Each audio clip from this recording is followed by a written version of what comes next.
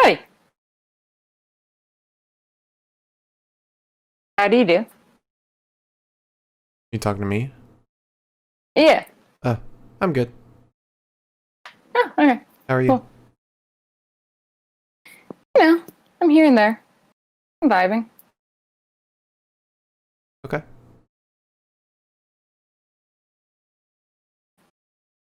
I think we're here to do something.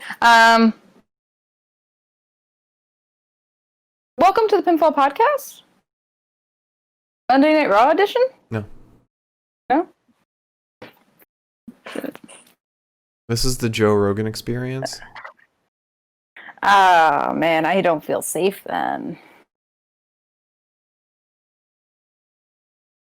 So how about those UFOs and weed?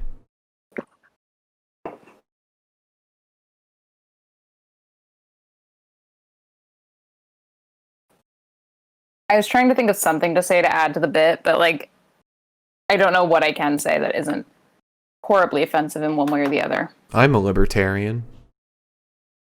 Oh, we'll see. Gary Johnson should have won the 2016 election. A lot of things should have How's happened in that election. Yeah, well, happy I still have a headache, but I'm going to celebrate one way or the other, because we finally get the Welcome Back to Democracy podcast. Sort of. We haven't done a podcast since the election ended. Yeah. Even though Georgia still hasn't called their votes. Have they really not? They haven't. Oh, they were late to the race. Say la vie. Okay, I'm really out of it. I've lost 14 things already. You want me to start It's the fine. podcast? Because we haven't even introduced the podcast yet. Hi, thanks for watching the Pinfall podcast, not the Joe Rogan experience. I'm your host, Mark, and with me is my lovely co-host, Liz, who has lost her brain today. So I've today lost several things. we're talking about Raw. Raw!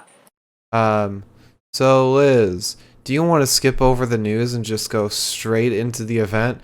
Yes, Mark. Over my Okay, dead body. let's go into the event. So we started off with Ms. TV, supposed to be with the New Day. Instead, Randy came out. Oh no! I swear to God, my mouse is hovering over the end call button right now. You would ruin this podcast like that? I would. Oh. Just like you're ruining this podcast by not doing the news. I think I'm providing us with a very clever and funny bit. I love that you say that with your face just... Yeah. Nothing happened there today. That's the vibe. Fair. I can't deny that. Would you like to start the news? No. Okay. Fine. We'll sit here.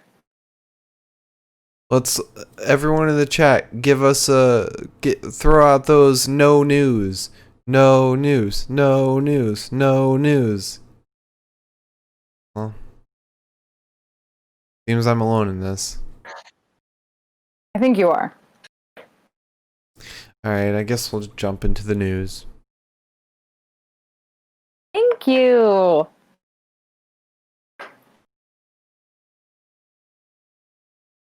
Jesus.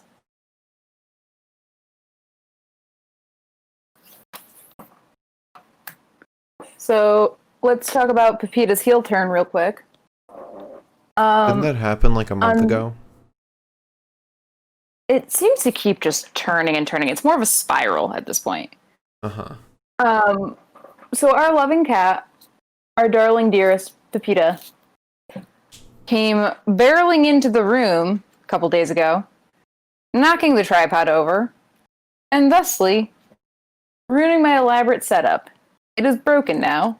It is not entirely broken in the sense that it doesn't work, but it snapped. It snapped. that cat just stared at it like, how could you fucking do this to me? And I was like, okay.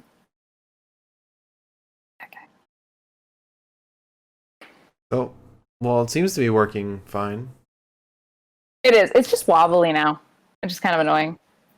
My tripod. The tripod's fine.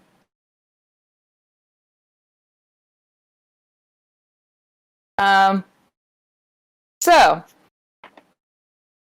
there's so much shit we can talk about today. Sort of.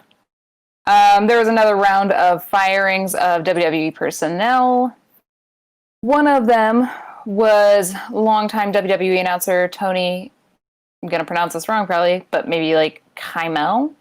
Tony Chimel? Chimel? Chimel? No.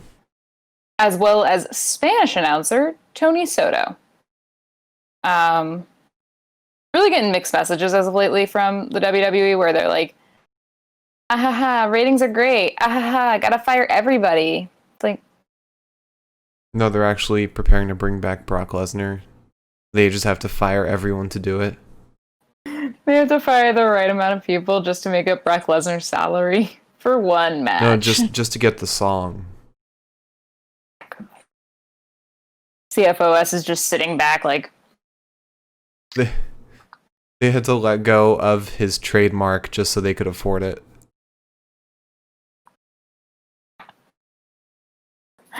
oh Christ. Speaking of backstage stuff, so apparently, and I guess like out of context, this isn't cringy. In context, it is though. I guess the person who's been calling a lot of the shots for the fun Aaliyah Buddy Murphy storyline is Ray, which you gave me the context, Mark, for the most part, because I didn't really read the article in full, but this goes back to a story from WCW with Conan. And I guess Ray really liked the story. It's just the idea of a father giving the green light for a 32-year-old to smooch his 19-year-old. Yeah. Yeah. I mean, do you want to maybe tell the story about, like, what this stems from? Unfortunately. So,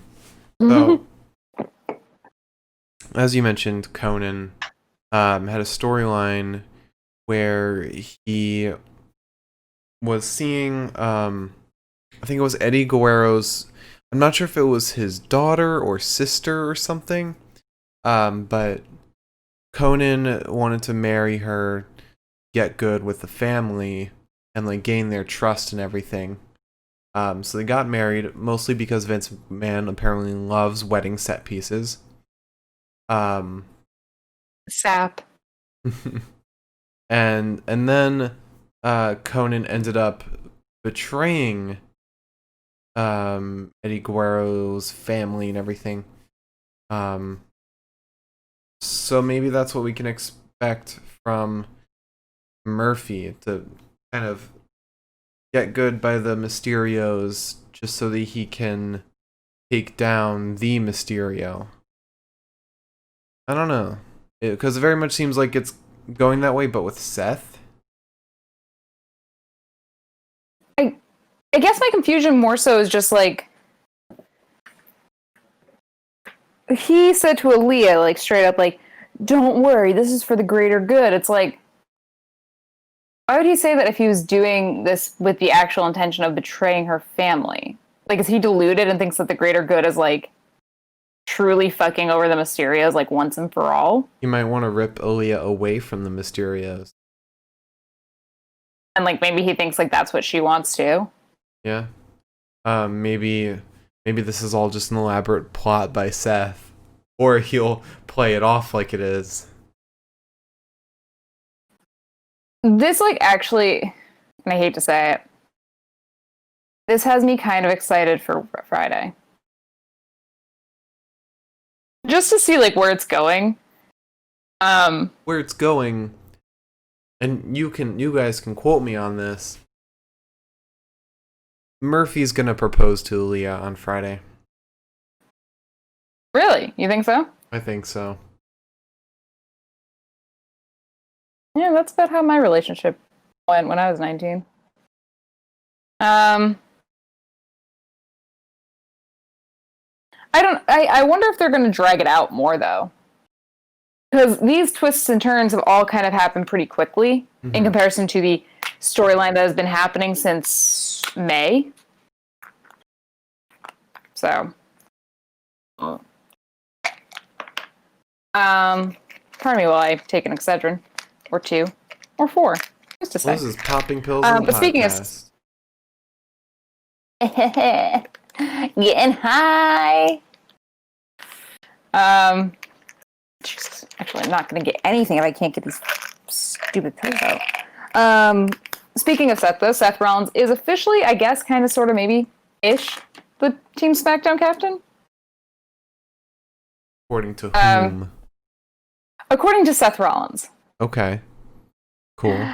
This was announced on Talking Smack.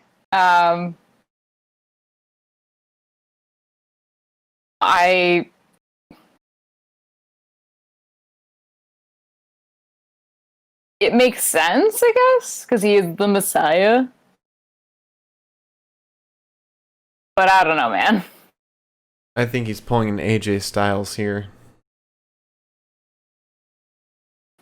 Do you think that we're going to get the Aaliyah Murphy wedding at Survivor Series? No, we might actually get the proposal at Survivor Series. But we were quoting you. Well, if Vince loves weddings so much, and the wedding might happen at Survivor Series, but considering it would just be 2 days before, maybe not. I don't know. Proposal Friday. Count on it. Okay. I do think that Charlotte's going to come back on Friday. Not Friday. Jesus Christ. At Survivor Series. I was going to say, because she's on Raw. My brain is just gone. She could come back tomorrow. This headache came on fast. Or not tomorrow. Wow. Tomorrow? Next week. Monday. Oh, we're off to a great start. The only reason I say that she might be at Survivor Series is because that picture that she posted, and this actually probably should have been a piece of news for me, but the picture she posted of herself was clearly doing some shit on a green screen. Mm-hmm. Which makes me feel like we're gonna get like a fancy fucking promo or something at Survivor Series if she does not come back at Survivor Series. You know, because like how they did with Keith Lee and how they did with when they started the whole Carmella thing, and when they started like I think when they brought back Tommaso. Mm-hmm. So I feel like it makes sense. Yeah. I mean, I would just like to hear Charlotte Flair's music followed by her walking out as her return. No fluff or anything. Yeah, I think like it'd be cool to just have like a middle of the match, just here's Charlotte Flair, fuck you. Mm-hmm. I just don't know when it would be the best time for her to come back, like between if she does come back at Survivor Series, like makes an actual appearance. I don't know if like the 5-on-5 or the Asuka Sasha match. Because the 5-on-5, she can like look at Team Raw and be like, holy shit. Or with the Asuka Sasha match, she can be like, both of those belong to me. There's so many things. Yeah. I think Asuka only makes sense because I think they've been holding off on using Asuka for a feud with Charlotte. That's fair. She's been so underutilized lately that there has to be something they're waiting for. Yo, remember Mickie James? By the way? Yeah. Speaking of people that have just been completely forgotten by the WWE, shockingly, incredibly shockingly, Vince McMahon no longer is interested in giving Peyton a push. Wow. Wow. Wow. Yeah. Shocker. I know. I feel like Vince just says shit and people take it for gospel, and then like a month later he's like, I said what? I was on a lot of cocaine. I wonder if Vince like says he's gonna push people, like push women wrestlers for the hopes that they'll sleep with him because he says he's pushing them, and then when they say no, he just completely drops it. Vince is just like, Vince is stuck in like the old days where there weren't like rules. Mm-hmm. And now it's just like he keeps trying and they keep just being like, oh my god, ew. Well, because we had Peyton, we had Naomi, we had Bianca, we had Lana's still on her way. To be fair, Bianca's still on her way too. Bianca clearly has not been forgotten. True. I feel like Mickey James was there too. I also just wonder if maybe like this is like a bitter way of getting back at like their husbands. Because Bianca has Jimmy, who's fucked up right now. Fucking Peyton's married to Ty Dillinger, who's left WWE. Mickey was married or is married to that guy that like fucking hates Vince. I can't remember his name now, and I don't feel like looking it up. So I'm wondering if maybe he's just like, yeah, I'll push you, and then he breaks them up and just buries them. Who's Tucker married to? Otis. Okay. It's a very Miro Lana kind of deal right now. Gotcha. That we'll talk about that later, actually. And then the last thing I want to talk about, you've given me a lot of really good segues today, by the way. The last thing I want to talk about is on the note of creepy men. A person was stalking Paige, I guess. And the police arrested him outside of her house. I believe the house that she shares with Alberto Del Rio. If they're still together, which I feel like every other week I get different pieces of news saying like, yeah, they're still together. No, they aren't. Yeah, they're still together. Alberto Del Rio like beat her up in a fucking Wendy's or something. Because he's out of his goddamn gourd. Mm-hmm. Actually, I don't know. I don't think that they're still together. But one way or another, her stalker was arrested outside of her house by the police, like yesterday. And I'm just like, has she not gone through enough in the past month, years? She's gone through so much. So much. It's like, I don't understand why men just simply can't not stalk people. It's a concept. I get the urge every day to stalk Pete's.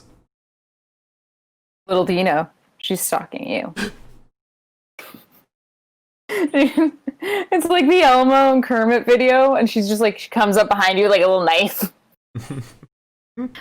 But yeah, anyways, not to make light of a sad situation, but she's fine. The person was arrested, so you know, thank God, I guess. Good. Kind of wish that we didn't have to say thank God she wasn't attacked by her stalker. But, you know, c'est la vie. Oh, never mind. She is currently in a relationship with Ronnie Radke, which is just as bad as Alberto Del Rio. I thought you were going to say Ronnie, I'm thinking Roddy. Or Ron Killings. That's our truth. I know. My mind immediately went to Roddy when you said Ronnie. I was like, that'd actually be a pretty good-looking couple. Yeah, it would be. But Marina you can't top Shafira. Marina. Shafir. All right. I've done my piece. I've said my words. I guess we can go on to the matches and promos if you really want to. No, let's just skip it. All right. Best of the night. No, let's skip that too. All right. Well, thank you for tuning in tonight. let's skip that if you're too. watching now. Ah! And welcome to the NXT podcast.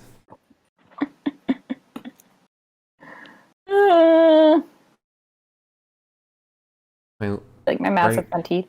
Right eye is like drooping. Like I'm having a stroke or something. I don't think you are. You probably have sinus pressure. I actually do.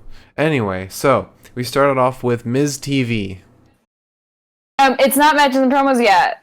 God bless. It's like your first time at the show. The sign isn't up. It's not happening.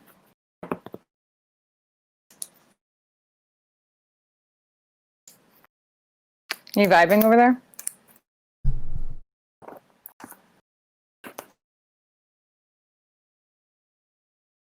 I am this close. Close. I was down here. I was here. But now I'm up here. I want to be back down here. Alright, so we started Would you off... look at that?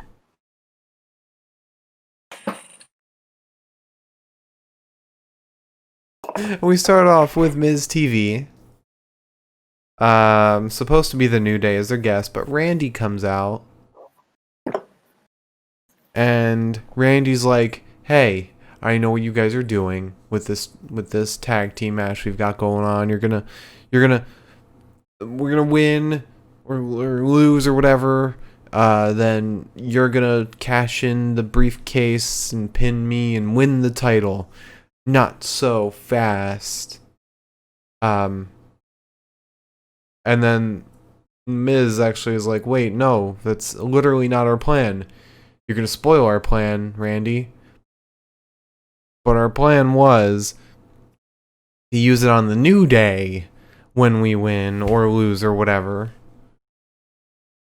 That way we win the tag team titles." And then there's just this continual distrust that goes on through the rest of the night. And then the New Day comes out. And the New Day starts talking shit. They make fun of Randy a bit. Because they were the guests for today. They were supposed to be the guests. So they tell little Randall to scoot out in front of the chairs. But then the New Day get beaten up, right? Don't they get beaten Yeah. up?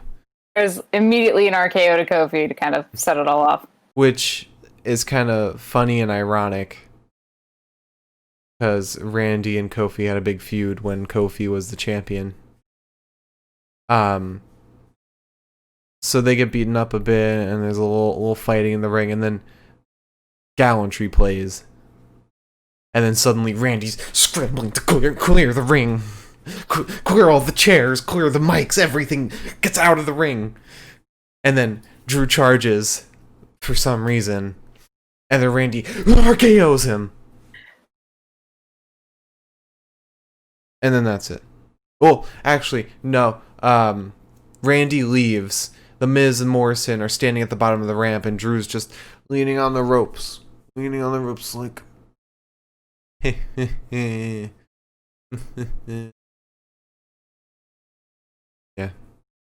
I love that he's in a good mood even after getting beaten up. And the New Day's dead, basically. Yeah, they're gone. Kofi can only handle one RKO. Per year. At this point, after the feud. Yeah. He's gonna have a torn ACL tomorrow.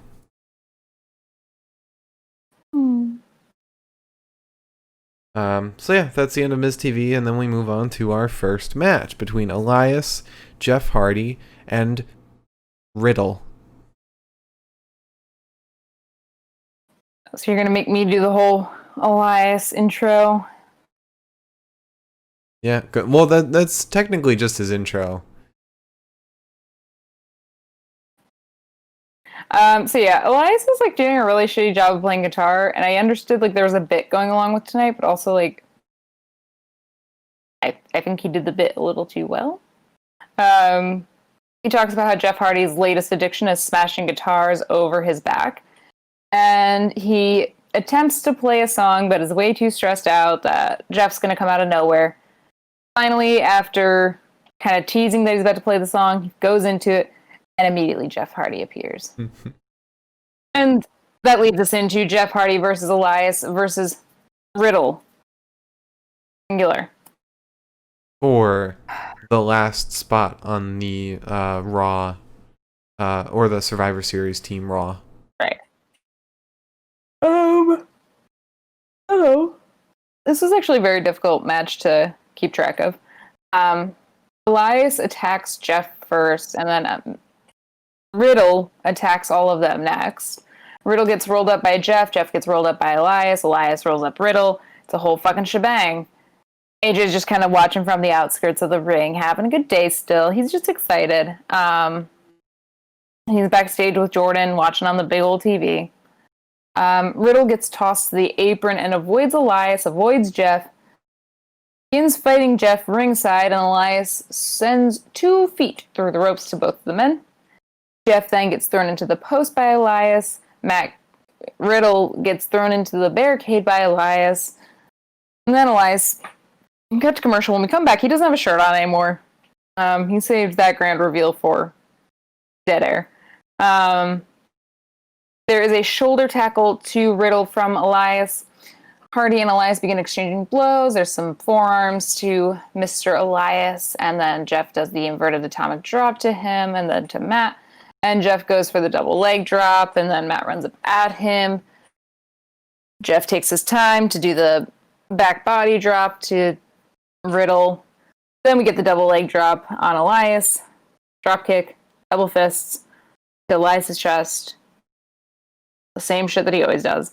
I don't understand what the point of doing like a series like of 4 moves. What the point is of that? Wears him down. Like yeah, but it just looks like you're like running through like the motions after a certain point. Yeah. I don't know. Like when it's like a series of like the same move, like the stomp, it's like okay, I get it, you're doing a thing. But when it's like 4 of the fucking like different moves, you're like, all right. Like I know what's gonna happen for the next 2 minutes of this match now. Anyways, that's my complaint. Jeff attempts the twist of fate on Elias, and Elias manages to counter it into the fade away. The cover is broken up by a senton from Mr. Riddle. We then have Elias versus Riddle for a little while. Jeff is not in the ring anymore. There's a spinebuster to Elias from Riddle. Jeff gets back in, breaks up the cover by drop-kicking the men. Riddle attempts a bro Derek, but Elias interferes. But Jeff also interferes, and then there's the poetry in motion to Elias from Jeff off of Riddle's back. A backslide to Hardy from Riddle, they start exchanging blows for a little while. Matt goes for the twist of fate. Matt Hardy. Yep. Matt Hardy just appears. Cross-brand. Jeff Hardy goes for the twist of fate on Riddle, but a leaping knee strike to his face in the middle of it all from Elias ruins that. Elias is then caught by Riddle in a bro Derek.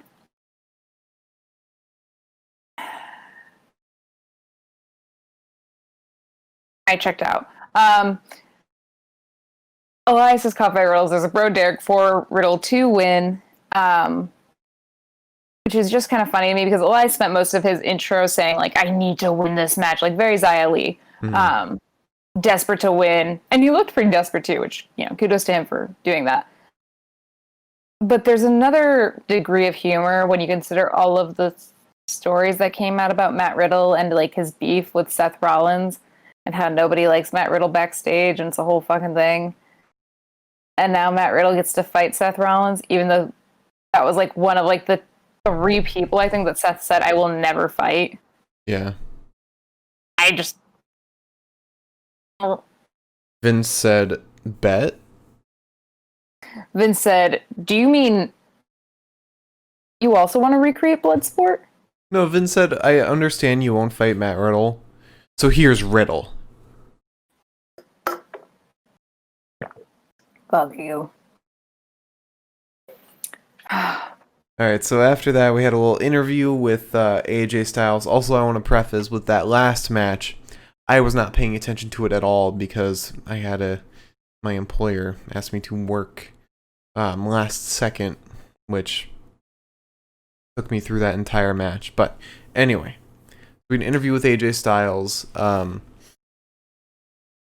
which isn't a whole lot. I think it starts out with him talking to Adam Pearce. Right? Is it him talking to Adam Pearce at first? I think. Yeah, they're talking. They like do like a little like bro hug, and like Adam, I think, tells him that he has like a really good idea, like that AJ had a really good idea or something.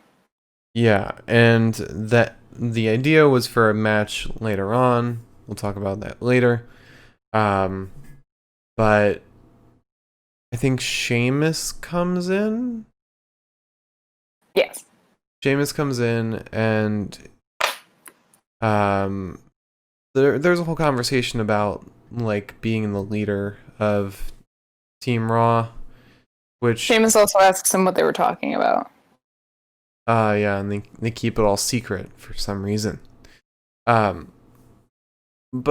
as we're kind of seeing, the main storyline with Team Raw is who the leader is. Whereas in SmackDown, I have a feeling it's gonna be Jay being Roman's follower is gonna fuck the entire team up.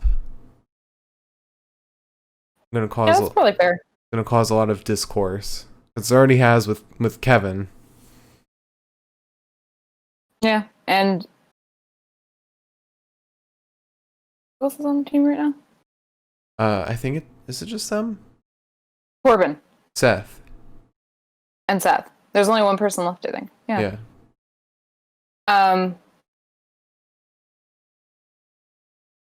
I do think it's important to note that Sheamus calls Mr. Riddle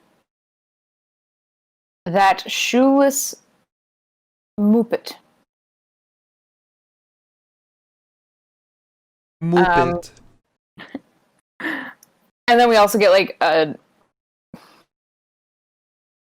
bizarro Dead Poet Society where Sheamus announces that AJ is not his captain, and then Braun comes in and in a very poetic way also announces that AJ is not his captain. And I said, only Robin could see this now. Didn't Keith also come in and say it? No, I do not believe so. I don't think Keith would say something like that. Okay. But after that we had a little promo with Retribution. For some reason they're still around. I don't even remember what they really talked about. I know it had something to do with Ricochet. Yeah, so fun fact, because I knew you were working, I tried to keep track of all of the promos that were happening while you were working. I didn't take a goddamn note on this. Basically, Mustafa says, like, Ricochet's a good guy, like, I don't want to have to do this, but I have to do this because he needs to see the way, or something. And then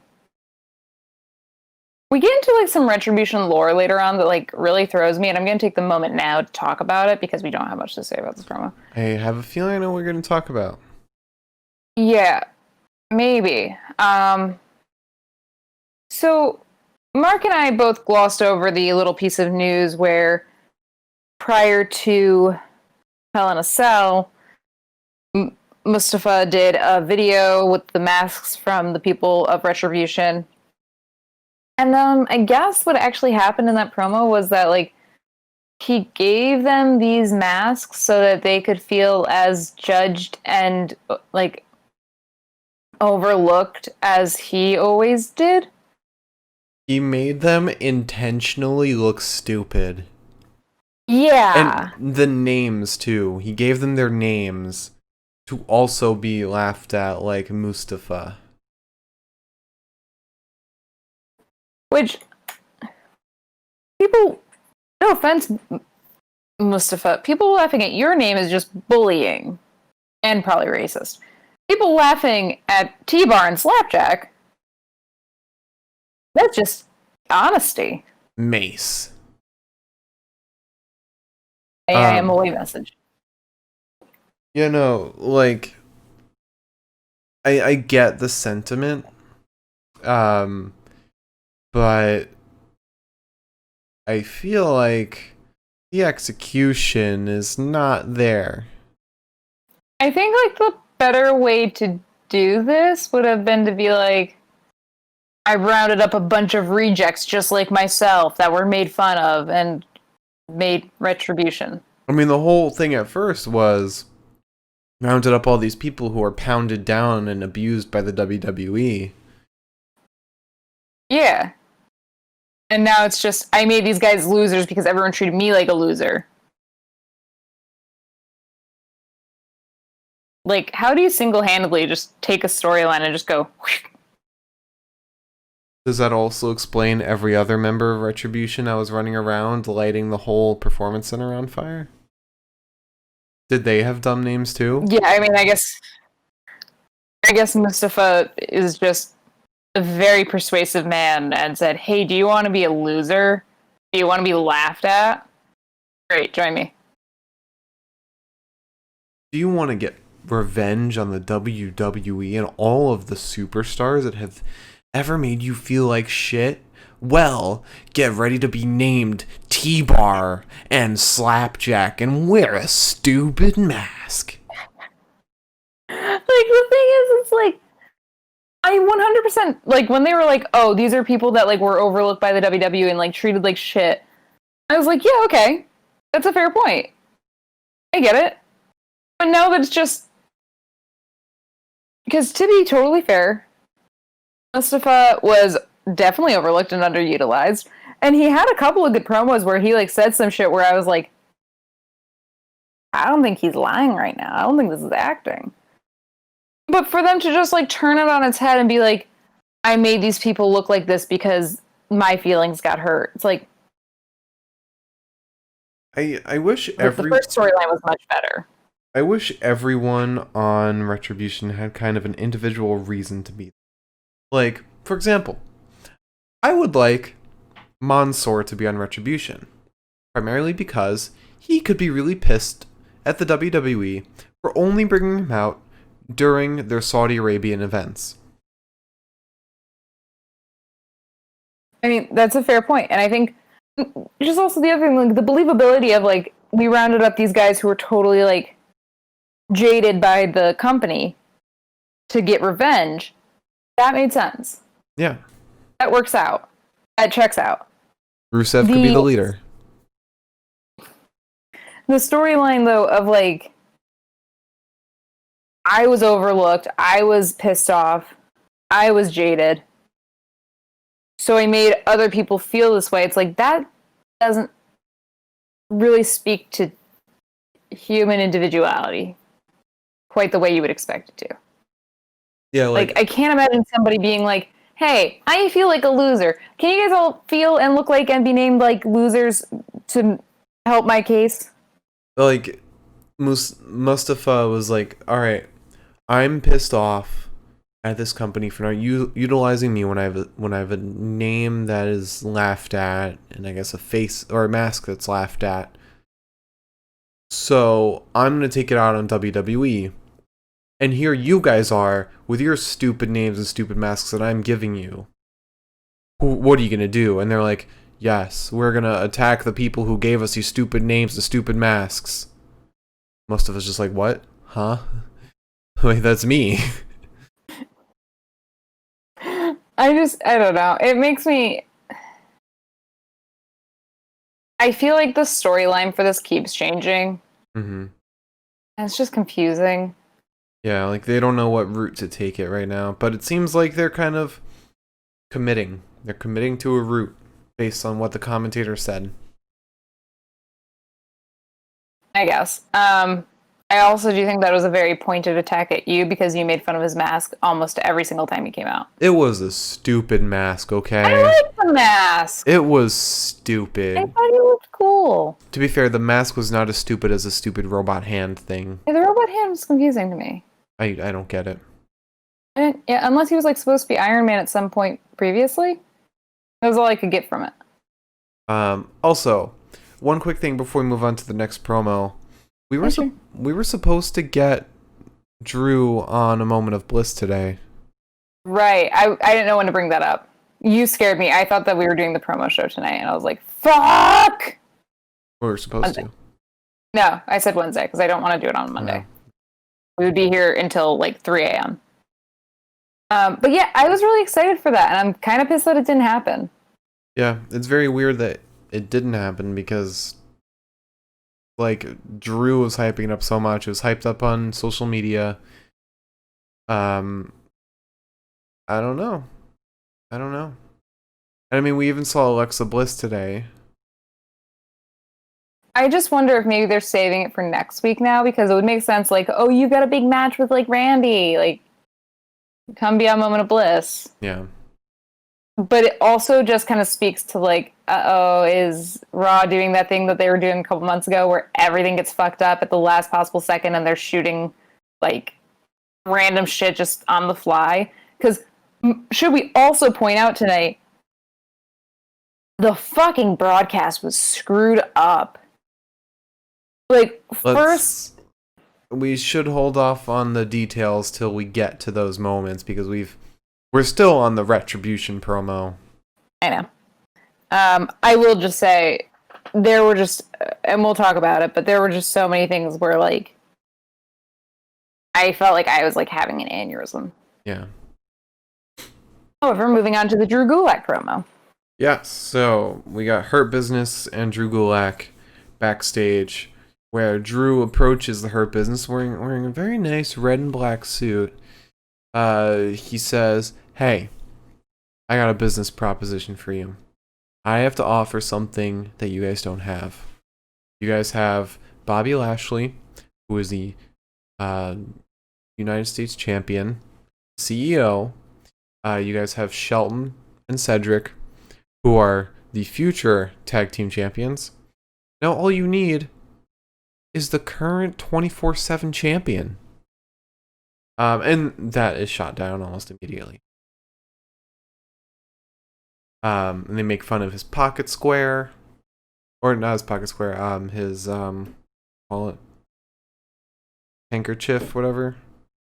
They're making fun of his clip-on tie. His clip-on tie, too. After beating him up a little bit. Poor Drew. He got the worst of it today.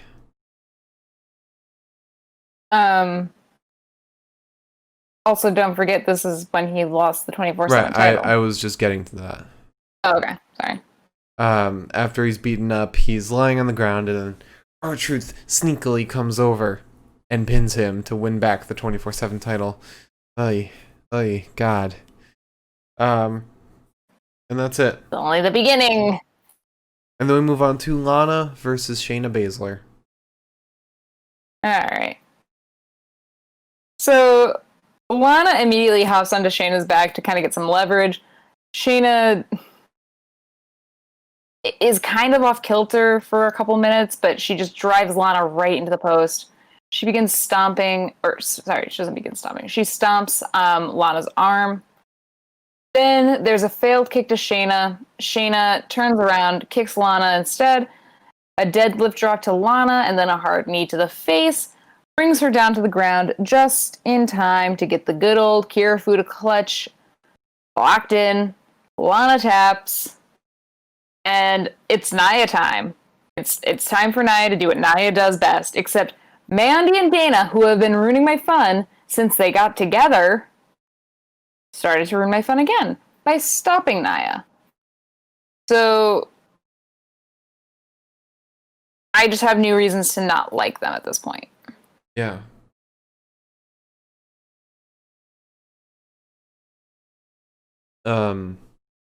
Yeah. When they were I wasn't even paying attention to like the last bit of this where Nia tries to Samoan drop Lana into the table.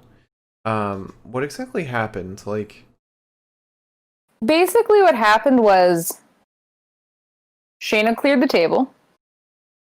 Nia, or rather, I think Nia cleared the table. I'm not really sure. All I know is that Nia cleared the table and Shayna was escorting Lana over. yeah. And just as Nia went to go do as she does, Mandy and Dana attacked Nia, kind of forcing her to put Lana down, and Nia was like, hey, what the fuck? This is my time to shine, not yours. And that's pretty much what happens. That's it. Nia just kind of gets pissy and gets her title and fucks off. Mm-hmm. Yeah.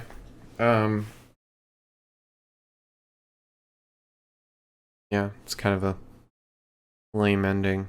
And then we have Mandy, Dana, and Lana backstage, where Lana is very happy about that she was saved by Mandy and Dana, and they're both like, "You ruined everything for us back there during the match. You ruined everything. We saved your asses. You should be more grateful. Leave us alone. Bye."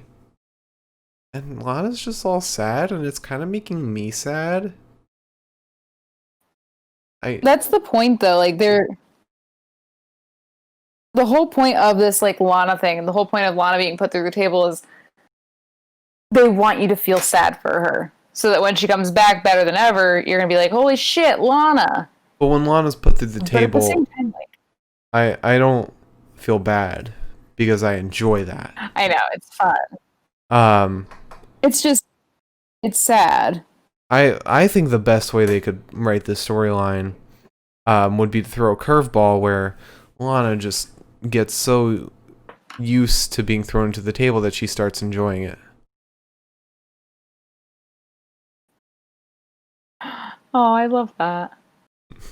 I don't understand why Mandy and Dana were so mean to her. Like, that's not even their thing. It's because they have no character.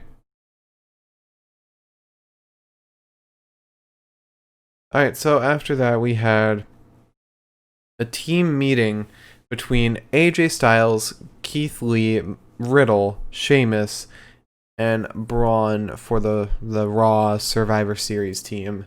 A little team meeting to kind of help with morale and figure out the whole team leader situation, where even though AJ is still convinced he's the leader, there's a lot of discourse between Sheamus, Braun, and AJ. But Riddle tries to calm him down and saying, whoa, hey, guys, bros, I think we all need code names. He names AJ the Skipper. He names Braun. What does he name Braun? Mongoose. The Mongoose. The Mongoose. He names Keith Broly after the Dragon Ball Z character. And he names Sheamus Fireface. Not because of his red hair, but because when he gets mad, his face gets all red. And then he's asked about his name, and he says, my name is... Oh, no. Sheamus is like, what's your name? Dopey? And then Riddle's like, how'd you guess? Oh. And then, a little more discourse happens. AJ tries to solve everything by explaining what happened with Adam Pearce and saying that what he was discussing was a tag team match between Braun and was it Braun and Keith? Oh no, Braun and Riddle versus Sheamus and Keith, right? Was that how it was? Sheamus and Braun versus Keith and Riddle. Okay, Keith and Riddle versus Sheamus and Braun. Where AJ is the ref. And that doesn't really solve anything. But when the match actually happens, it might have actually solved things. So, then we move right into the match. I was actually kind of impressed at first. I was like, oh wow, that is kind of team building. Yeah. Maybe not this particular moment, but sure. So Keith and Sheamus are in first. Sheamus goes off the rope right into a forearm from Keith, and then a slap to the chest as well, which is it's so cruel when they do this to Sheamus because his skin goes red so quickly. Fire body. Sheamus had some very well-defined handprints on his chest after this. Riddle gets in. Sheamus brings Riddle over to the corner and tags Braun in. Braun then kind of just smushes Riddle in the corner. He gets Riddle down to the mat and then steps on his hair. Braun then tags Sheamus back in. There's some uppercuts to Riddle, and then he starts choking Riddle out against the ropes. Riddle tries to attack Sheamus's ankles in spite of the fact that Sheamus is holding on to the ropes, which AJ, as the guest referee, did a very good job of calling that out. Sheamus is kind of pissed off by this, though, and just starts punching Riddle. Kind of begins yelling at AJ because AJ is not pushing the match in Sheamus's favor, I guess. Mm-hmm. Riddle capitalizes on the fact that AJ is being yelled at by Sheamus and just punches the absolute Christ out of Sheamus. Then there's a kick to the chin of Sheamus. Riddle kicks AJ in the chin accidentally trying to kick Sheamus. Sheamus, however, takes advantage and rolls Riddle up. But AJ's dead, so he can't count to 3. Finally, AJ's back up on his feet. Riddle goes to kick Sheamus once more, and AJ gets kicked in the face again. Sheamus is sick of this now, so he throws Riddle from the ring. It's then Keith versus Braun. AJ gets sandwiched between Keith and Braun. Then there's a backbreaker to Riddle from Sheamus. Braun gets tagged in.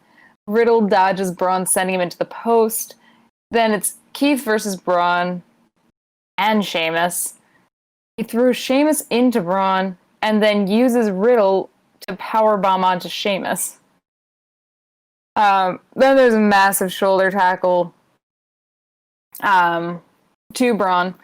Sheamus gets in. There's some knee strikes to Keith. A brogue kick. Riddle jumps in. There's a German suplex on Sheamus from Riddle. Braun, who looks like he wants to just absolutely strangle any ounce of life that is within Riddle out of him. So he kind of chokes him out for a little bit. He gives Sheamus a chance to clothesline Riddle.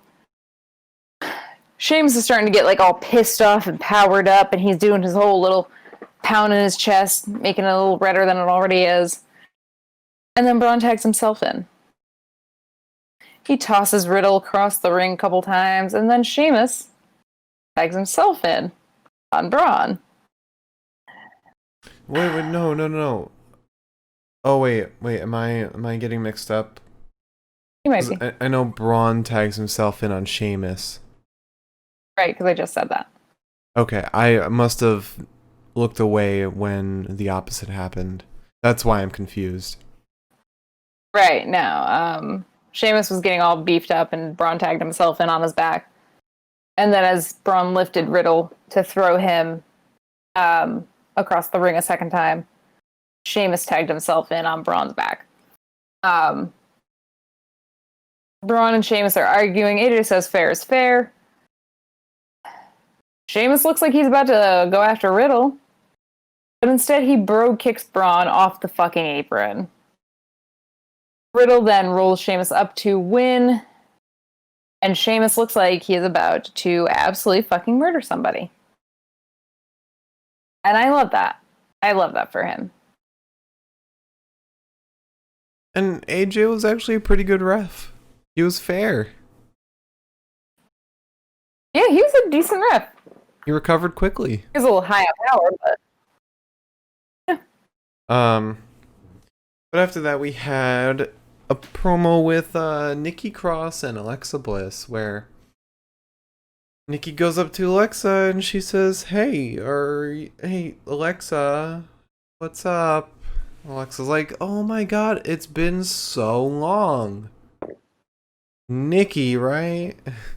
And then Nikki's like, "What are you talking about? We saw each other last week." And Alexa's like, "No, and then Alexa's just like going crazy.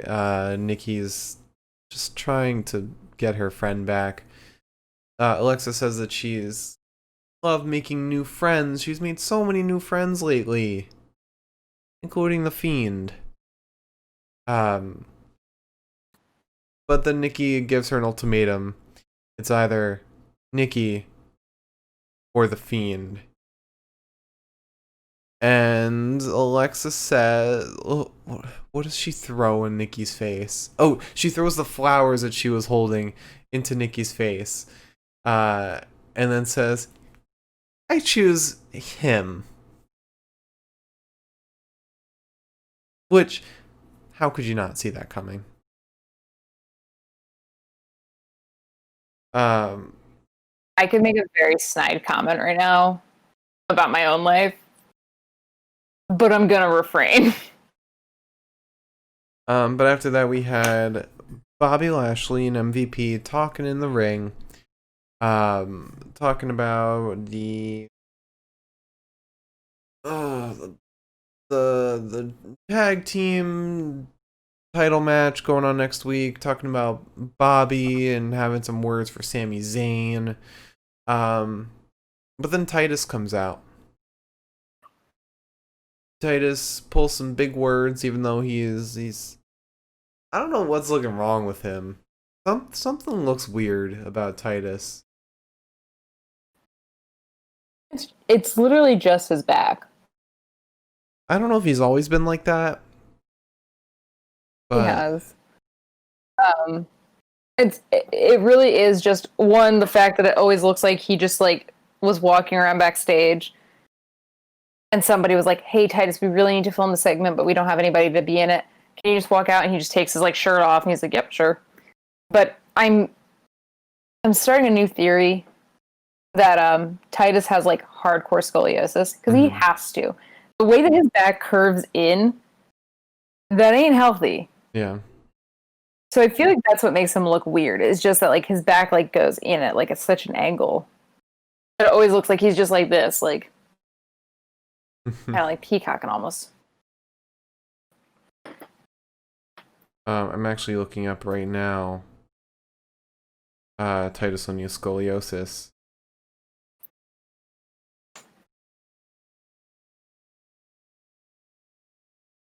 Scoliosis. No? Okay. Alright. So yeah, Titus comes in, and the words don't matter here. All we need to know is that Titus and Bobby are now fighting. Oh, Titus was mad about what happened the week prior when her business attacked him, declined a business deal, and just blatantly disrespected him. And then this leads into a United States title match between Titus and Bobby. Bobby. Oh, go on. Oh, that was done. Okay. Yeah, quick match. MVP just kind of makes fun of Titus, but Titus comes in just swinging for the fucking fences. And he's beating Bobby down just a bit until Bobby spears him and then puts him into the full Lashley, and Titus taps. Because that's all that's possible. That's all Bobby can do, apparently. So after that, we had a promo with Drew McIntyre and Sheamus. where Sheamus still really wants Drew on the Raw team. He's sad that he's not going to see him at Survivor Series. But he did interject a little bit on the whole Randy Orton situation and the Fiend, which very much, I had this idea as we were watching. I suggested Team Celtic versus Team Crazy. You got Drew, Sheamus, and Nikki versus Alexa, Fiend, and Randy, when inevitably Fiend mandible claws Randy and pulls him to the Wyatt family again. I think that'd be fun. But what ultimately comes out of this promo isn't too much.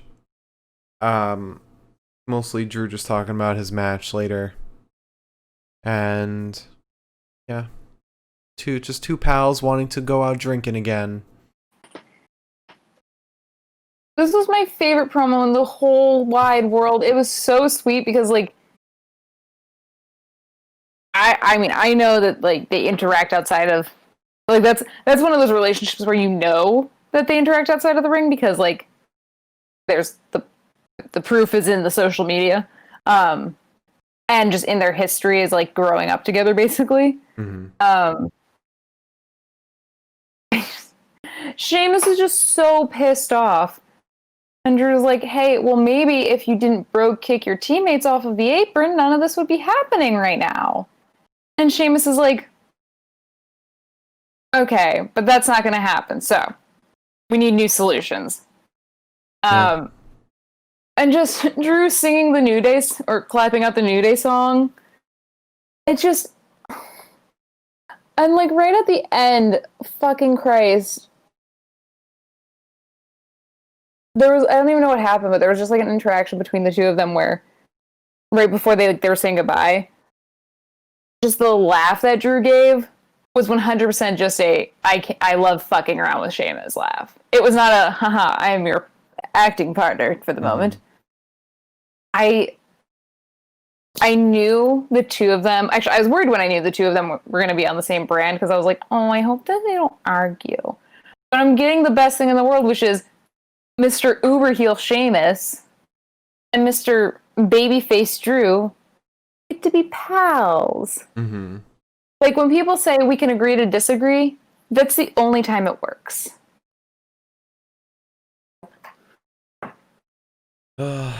But that happiness is short-lived as we move into an interview with Nia. And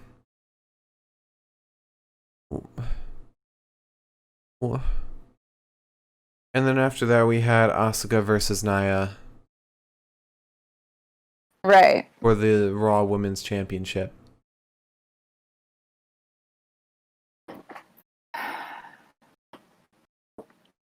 So, Asuka versus Nia. Lana, Mandy, and Dana are still ringside. Lana looking like that one unpopular kid in like summer camp.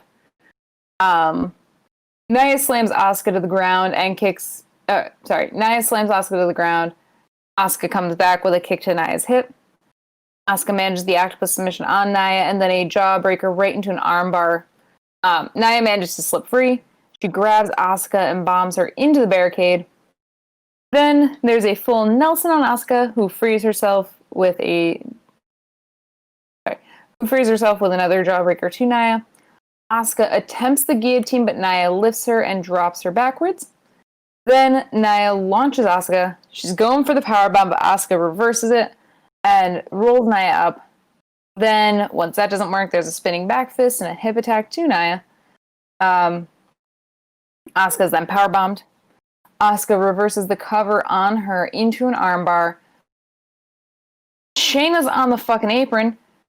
Locks in the Kirifuda clutch on Lana. Why? I don't know. Just for fun, it seems.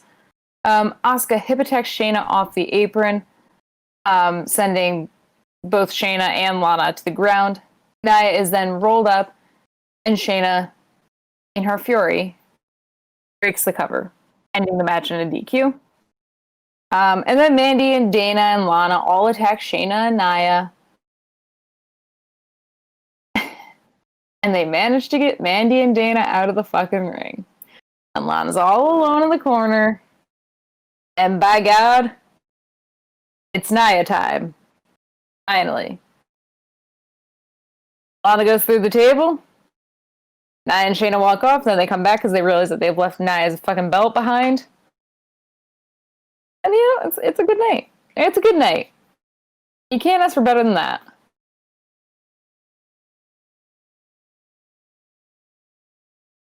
Oh yeah.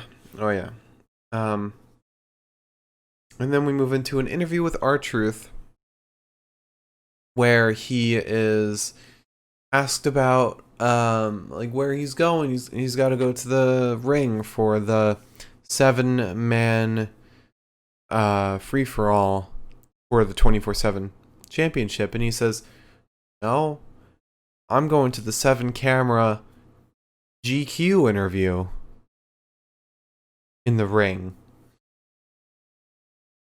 And yeah, that's really it.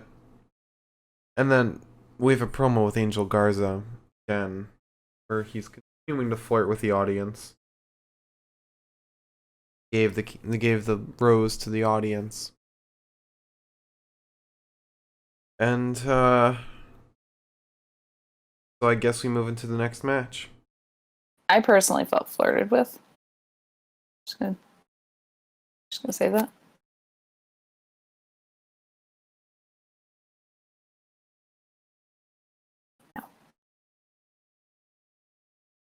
He also insulted every other man in the entire world, saying that they weren't nearly as strong or as powerful as he was. And I said,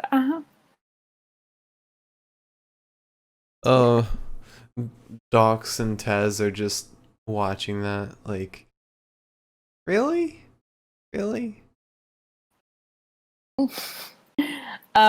Also, in the R-Truth promo, once R-Truth kind of came to grips with the fact that he was going out for a match, he's like, oh, well, I've got this tie. You can't punch a man with a clip-on tie. Or is that a man with glasses?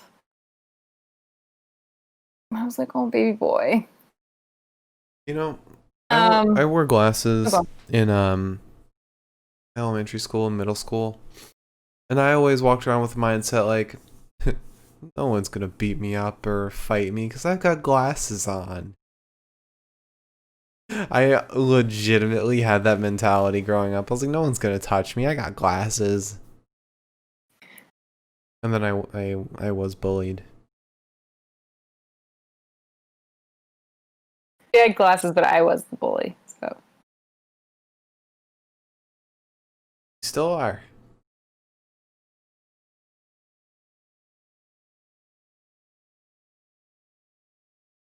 Hey, talk about me being the heel.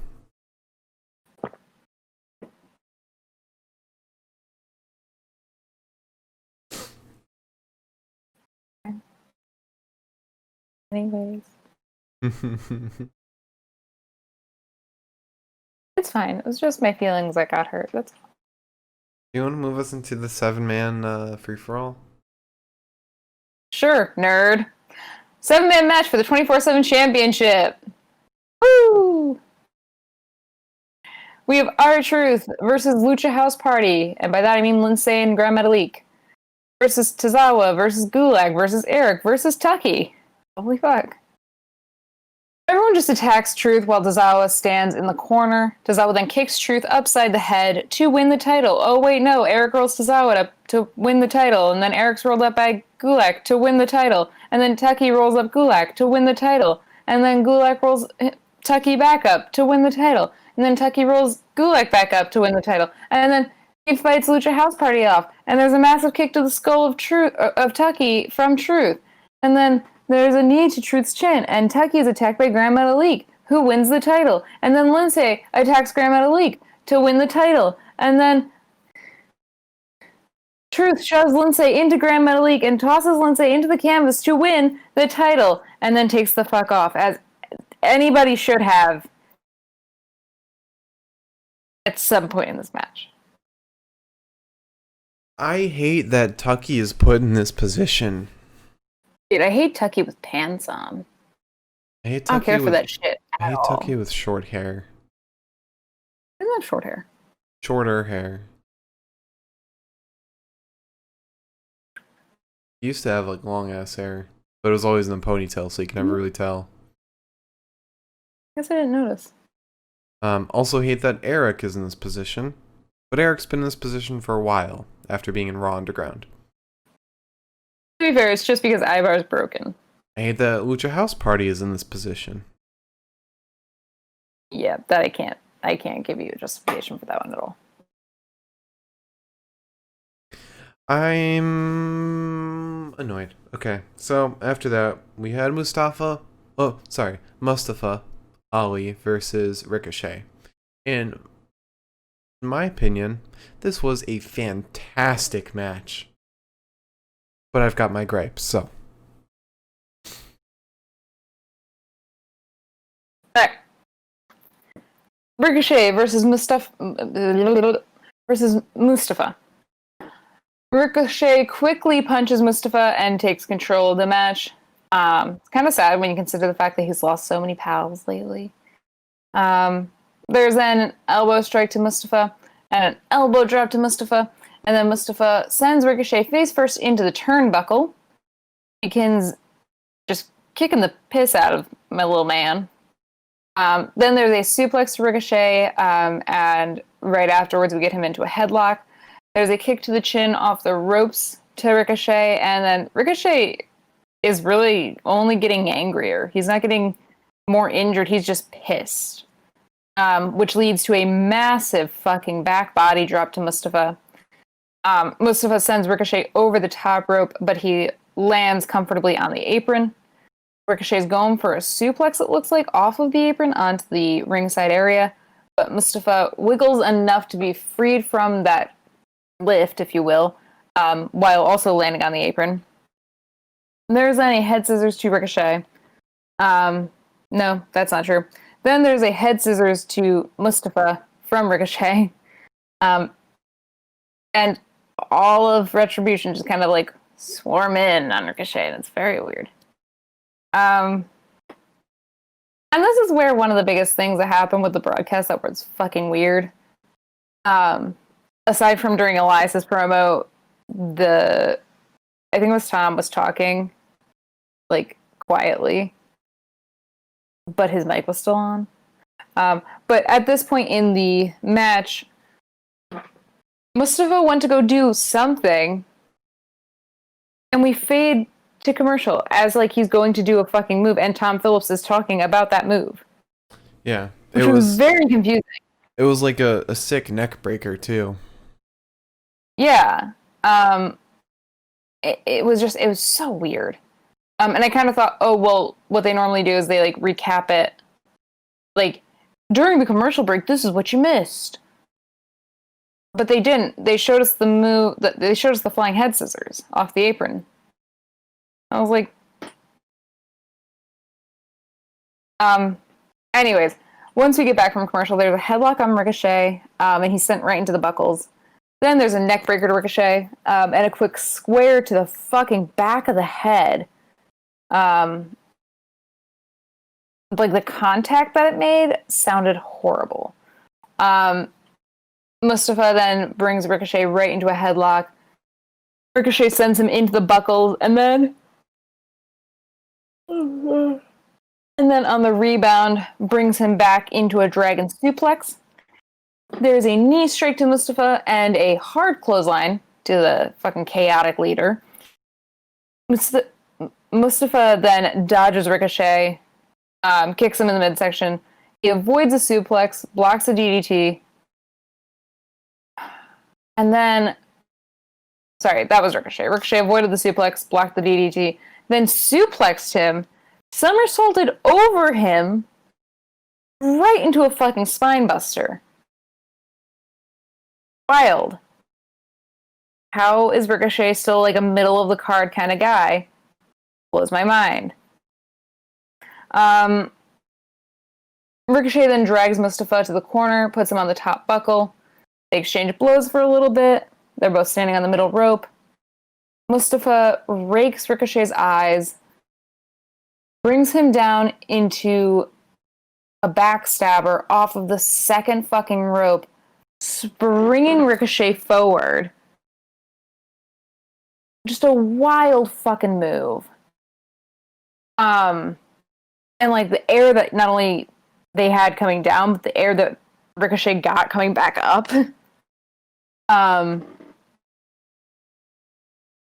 Somehow Ricochet is still alive. He sends a hard right hook to Mustafa.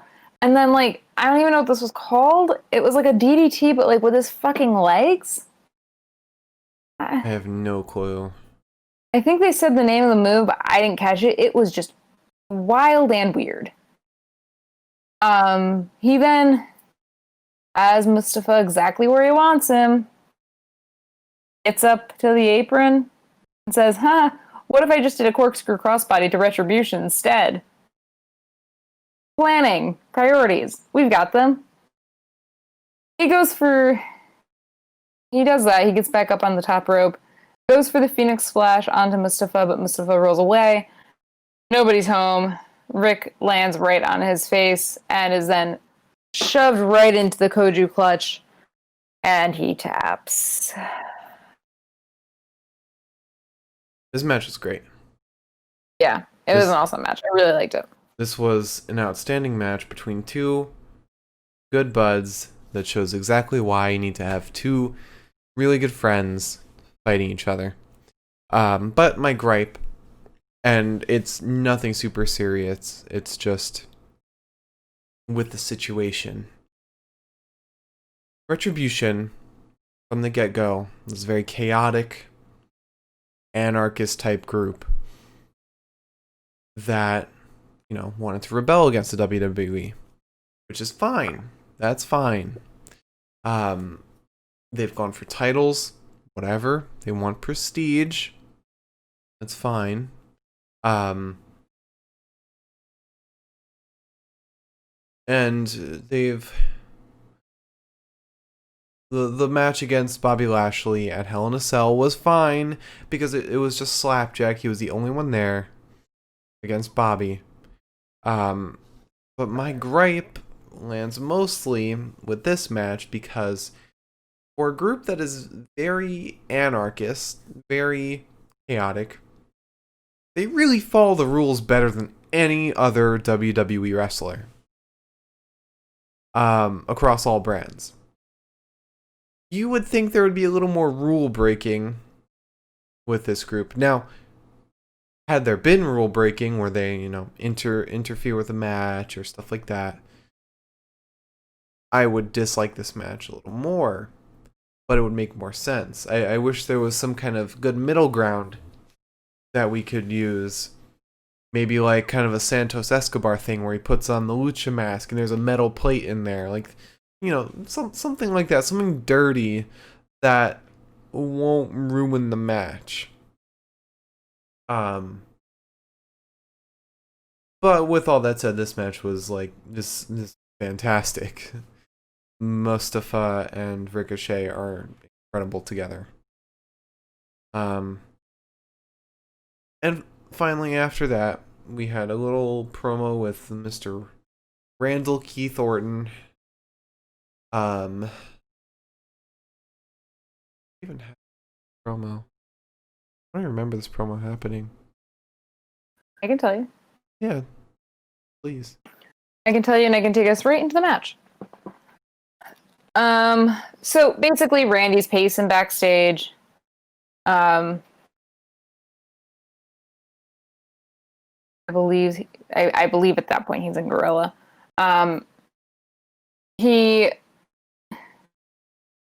Little old Adam Pearce walks right into the Viper's nest. Oh, right. Mr. Pearce says, "Hey, Randy." And Randy's like, "Hey, Adam, I'm really fucking mad right now. Why am I doing this?" And Adam's like, "It's all good. You're gonna be super pumped up because I did something really cool. You're defending your fucking title next week against Drew." And Randy's like,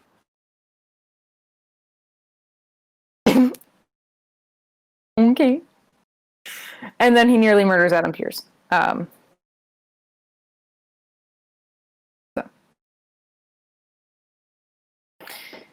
But that does bring us into our match. And actually also I think the technical difficulty actually was with R-Truth's promo. Now that I think about it. I think it was with Nia Jax's promo. Because she is standing in that little booth area outside the stadium area. And then you just hear at the beginning of the promo Randy's walkout just start playing, cut, continue as normal. And it started actually with Tom Phillips, who said that they were who kind of promoted the promo. It was and we're about to send it to Sarah with Nia Jax. And they started playing Randy's promo, and then they didn't stop until after Nia had started speaking for the promo, which was just beyond me. Anyways, New Day come out, they're having a good fucking day. Drew comes out, he's having a good fucking day. Everybody's having fun tonight, except for Randy. We start with Morrison in versus Drew, because Randall said, fuck you, I'm not getting in this goddamn ring tonight. There's a hard right hook to Morrison. He is thrown into the corner before being taken on a quick pit stop over to Chopped Country. Xavier gets in, kind of tries his own hand at the chops, realizes it fucking hurts his own hand. There's an elbow strike to Xavier. He dodges every move that Morrison has before elbowing him square in the face. Johnny tries to tag in Randy, and Randy still says, no sir, no sirree Bob. That's my father's name. So Morrison tags in Miz. Kofi gets in. He was off the top rope, crossbodying the Miz. Randy still refuses to get back in, or to get in at all, sorry. Morrison's tagged in. Kofi rolls Morrison up. Then there's a flying head scissors to Morrison and a stomp to his chest. Miz gets back in, and with a little bit of teamwork, Xavier and Kofi toss him from the ring.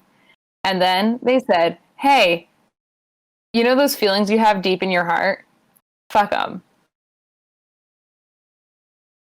And they counted down, or counted up, and said, 1, 2, 3, we miss E. And I said, oh! Okay. It wasn't fair. It wasn't very nice. It was not fair at all. I was trying to have a good night, and they said, power of positivity, my ass. I'm in tears. Anyways, they dive out onto Miz and Morrison, and Drew gets in. He was like, hey, Randall, there is no other option but to fight me. And Randy walks himself to the announce desk, and suddenly we cut to commercial. Which isn't fair either. When we get back, it's Xavier versus The Miz. There's a drop kick to The Miz's chest. Xavier gets slung into the corner. He sends a boot to the face of The Miz and then clotheslines The Miz. Xavier takes Morrison off the apron before punching Miz a little bit. He gets Kofi in. No, that doesn't make sense. I'm sorry, I got confused. At one point, the referee is distracted, so Morrison from the outside takes Xavier's head and pulls it down against the ropes. Then there's a stomp to Xavier's chest from Morrison while Xavier lays out on the apron. Morrison gets in against Xavier. There's a double stomp to Xavier's chest, and Xavier can't tag no matter how hard he tries. Xavier launches Morrison back to his side. Finally, there's an inverted Samoan drop from Morrison to Xavier. Wait, I think I know what you're talking about. I don't think they say inverted Samoan drop. I think they say inventive Samoan drop. Because he did it like a regular Samoan drop, but I think he just added something onto it. Either way. A different type of Samoan drop. Yeah. But at this point, Morrison and Miz are just fucking exhausted. And the Miz really wants Randy to tag in because they're getting sleepy out there. He refuses to. Xavier is laid across the Miz's body. Johnny Drip Drip gets up to the top rope and sends an elbow down to the chest, sending not only his elbow into the chest, but then the Miz's knees into Xavier's back. Morrison's officially in at this point. He doesn't do too much before he gets the Miz back in. The Miz takes a couple shots at Kofi. Then there is a hard clothesline to the Miz from Xavier. And if you weren't looking at the TV screen, you heard a really loud metallic banging noise. Because Mr. Drew McIntyre is getting a little antsy, waiting on the fucking ropes. My sweet, sweet prince. Finally, it is Drew versus Morrison. He clotheslines the piss out of the dude. There's a massive fucking snap suplex to Morrison. I believe he does it twice, and then the Miz gets in to interfere. So Drew does what he knows best, which is grabbing both the Miz and Morrison and doing the exact same suplex, except this time to both people. Then Drew does something that pisses me the hell off. Drew's done a couple of neck breakers before. It's not something new to him. But this time he did the fucking stupid-ass Randy shit before coming up behind fucking Morrison and RKOing the shit out of him. And then kipping up. Like, I haven't gone through enough today. And then, finally, we get the one thing that I always crave now, which is a Future Shock DDT. Drew then slings John Morrison over to Randy so that Randy can tag in on Johnny and says, "Don't be a bitch." Oh. That's fine. Drew's just having fun. Drew's having a good fucking day. Randy decides that he's taking his ball and he's going home. He grabs that title and walks out. And Drew's just not going to let that happen without, like, a fight. Morrison realizes that Drew's just a little bit distracted and tries to roll Drew up. But it certainly fucking doesn't work. It sort of spirals out of control here, but ultimately, Drew manages to get a spine... Oh, hey! Drew manages to get a spinebuster off on The Miz. Johnny comes down from the top fucking buckle. Drew Glasgow kisses him midair. Johnny's dead. And Drew does the one thing that I just can't fucking stand and also can't stop loving, which is we get Drew McIntyre screaming at somebody to stand the fuck up. And he counts to 3. And baby, we got a one-way ticket to Claymore Country. Fuck you. Fuck everyone. That was classic Drew McIntyre. My life changed. It feels like the good old days. Hey. I'm alive again. I have serotonin. Holy shit. I love this match. I love how Drew's little stand-up isn't as anxiety-inducing as Edge's. Because Edge's, he goes like, he puts his hand through his hair and goes...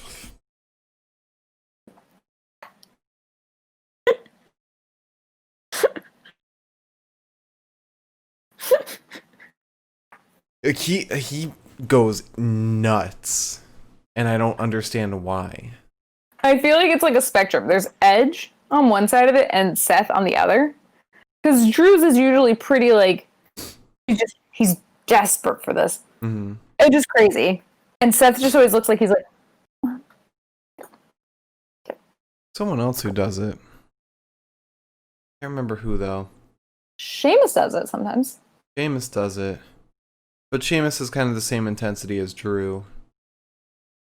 Sheamus has it even less, I think. I don't know. I want to say like maybe Kevin Owens. I don't know. I know that there is somebody else. I just cannot think of who. Yeah. But that's our event. I expected the Fiend to show up at the end, but no, we got no Fiend. No Fiend at all today. I love this match. This match broke my heart in multiple different ways. I was in love. Yeah, the today had two of the best matches in succession. And I think the one perk for Drew and Randy is that they actually do really well in tag matches. Yeah. Because Randy like wants nothing to do with them, and Drew wants nothing more than to be tagged in. Mm-hmm. And I don't think we get that a lot, because like sometimes like when we get tag matches between singles guys, it's like, Yeah. I do wish there was a little more interaction with Drew and his tag team members. I really liked when he was teaching Xavier how to do the chops. Like he fucking held Johnny there so Xavier could try it, and Xavier was like, oh.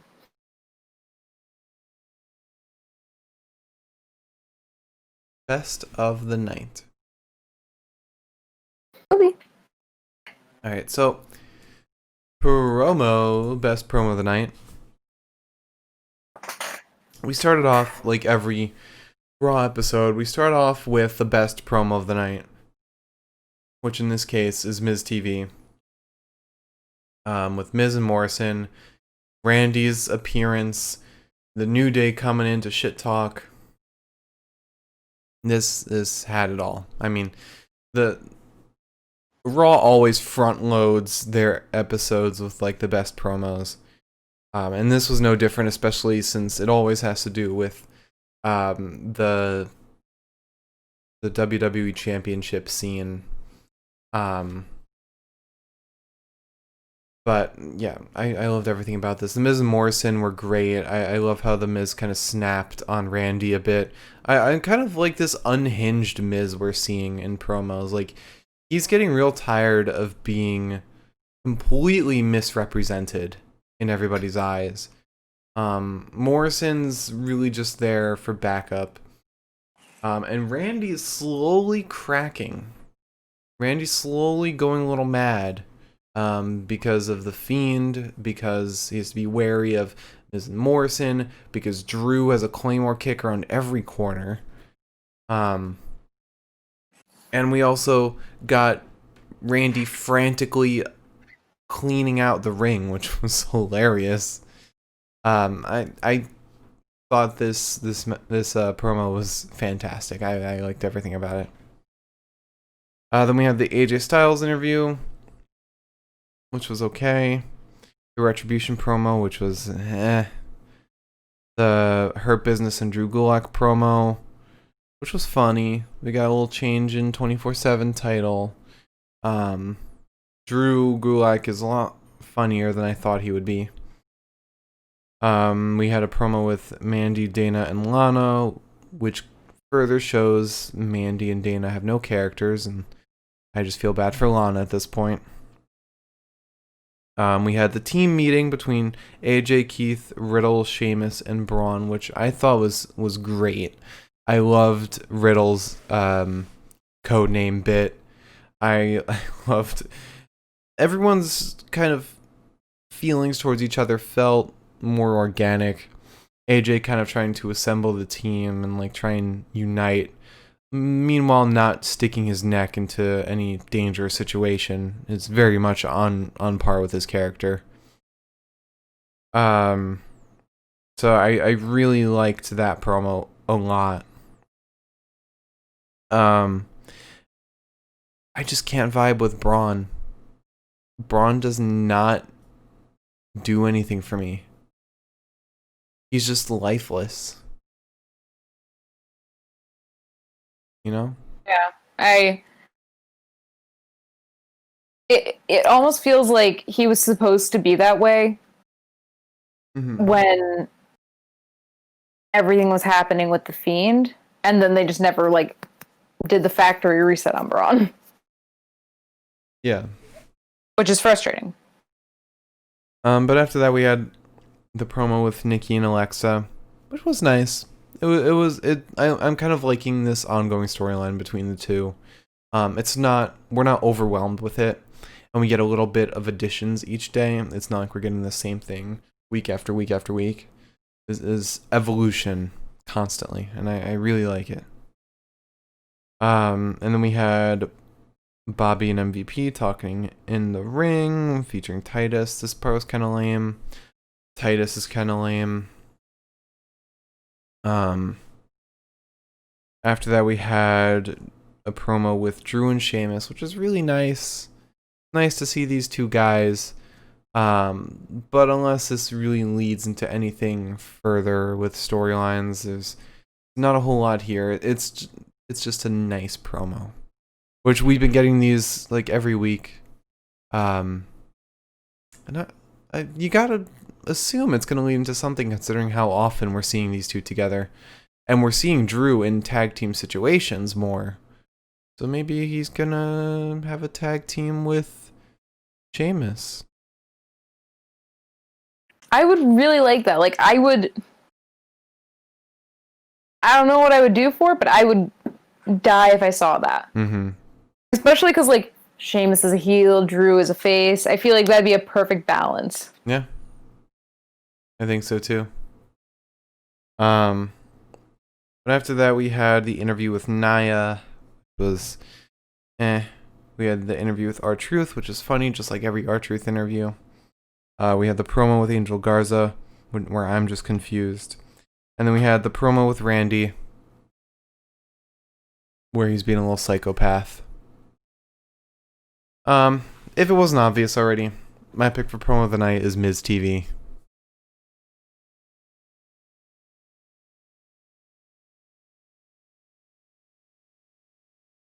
I know you want to go with Drew and Sheamus. I know you do. I do. But why? I liked it. I thought it showed a lot of cool character, and like it was a good just dialogue, and I feel like we never really get that. A lot of it's either just like super forced or like super dramatic. I think we got all that with Miz TV, because everybody who was on the mic in that promo is excellent on the mic. Miz, Randy, Xavier, Kofi, Drew wasn't on the mic, thank God. But I think that the Drew and Sheamus promo, it was very nice, and it was a great personal moment between the two. But I don't think it's anything substantial.